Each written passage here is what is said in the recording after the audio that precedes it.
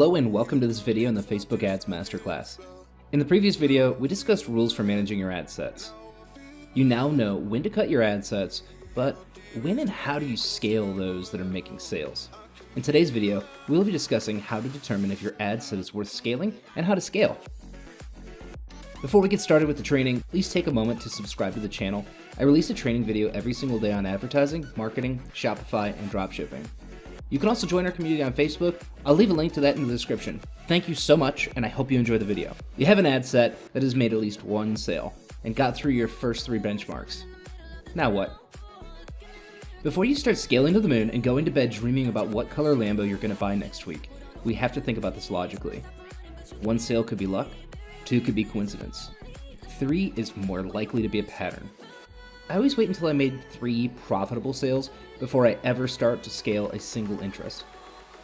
One of the biggest mistakes that I made when I first started off was taking one single point of data and making a decision. 1 sale meant a winner, 1 day with a high CPC meant it was a loser, 1 add to cart abandoned and I had to redo my website because it wasn't converting. The most important skill to develop in this business is patience. You must exercise patience and restraint when you're looking at data. Always try to look at a bigger picture and not just a single point in time. Let's say you have this ad set. We've been getting consistent sales at $14.91 per sale, which is in profit. I've made well over 3 sales. Now what? Do not stop the ad. Do not change the budget. Don't mess with the perfection that you see here. Instead, select this ad set and click the handy dandy duplicate button. We're going to duplicate this 3 times into a brand new campaign.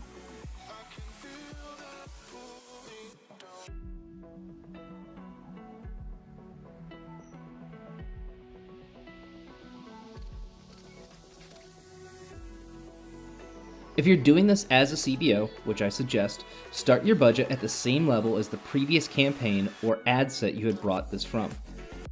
If you had ad set budget on and were spending $5 a day, then set the CBO budget to $15 a day, $5 for each ad set. Similarly, if you had CBO on and the CBO was $30 a day, create the new campaign with $30.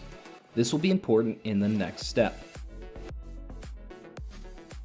This is where I expect to hear, what's next? Valid question.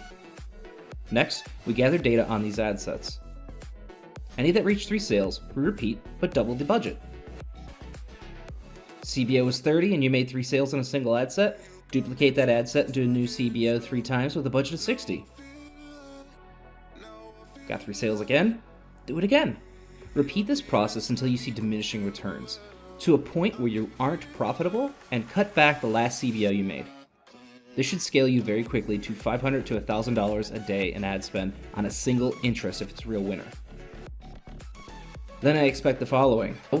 What if it doesn't work and it's not profitable right away? Cut your ad sets that don't work and move on. Keep looking at your original ad set and keep trying to scale it from the start. If an ad set goes over the spend of its break-even point, cut it inside the CBO. If they're all cut the CBO. The way I would suggest looking at it is as follows. Your original campaign, $30 CBO. Attempt number 1 at scaling, you do a $30 CBO, it's not profitable, cut it. Attempt number 2, $30 CBO, not profitable, cut it again. Attempt number 3, do another CBO, not profitable, cut again. Just stop attempting it the 3rd time. This is when you want to go back and say, okay, I have my information, it's not working, what can I improve? I'll let the scaled ad sets run until they each hit the break-even point without a sale. If at any point in any of the attempts I become profitable, I attempt to scale that using the doubling rule. This is the essence of scaling. Just like in life, if you encounter an obstacle, you don't give up the first time. You try a few times before saying, maybe I need a better plan, and then you come back to it more equipped at a later date. That's all scaling is on Facebook. So why do we do it this way? I want to help you visualize this the way that I do. It may work well for some compared to others, and if you're not mathematically inclined, I apologize. But when I scale, I visualize an inverse exponential decay map, just like you see on the screen. You start off strong and raise exponentially until you hit an inflection point and you start to cool down. Over time, no matter how much more money you throw at your ads, you won't have any new sales because there just isn't any new buyers. Our goal in scaling is to attempt to find the inflection point where we have maximized the utility of our advertising dollars. The inflection point is the most profitable point on this map. Don't confuse this with the highest revenue point, but every dollar spent after the inflection point returns less profit than the previous dollar spent. That's what we're attempting to avoid. Sorry, I got into some math there, pulled out a chart and reminded me of college. Sorry. Just to recap, this is how I scale a cold audience. This isn't designed for retargeting or for warm leads.